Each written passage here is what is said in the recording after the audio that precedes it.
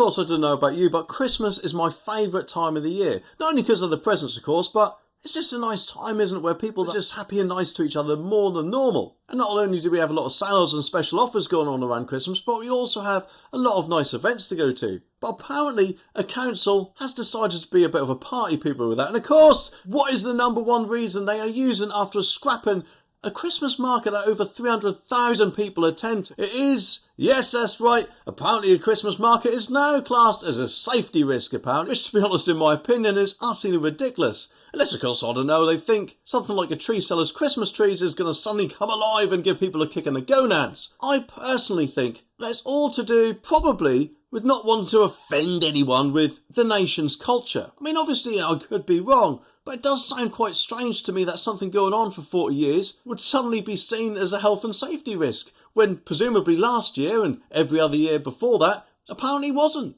But obviously, with the amount of new Labour voters coming over, it seems, many of whom are probably more than likely different religions, might not probably like such an event. And, of course, I don't know about you, but it just annoys me that it's always seemed to be us who have to put our national culture aside in case it offends anyone. Whereas if we went over to their countries, would no doubt, of course, be expected not to say anything about their national cultures, regardless, of course, of what we may think of it. And don't get me wrong, I'm not just talking about religious events, I'm talking about everything in general that we have had to scrap or pause just because a few people may not like it, whereas the rest of the country would more than likely have no problem with whatever it is going ahead.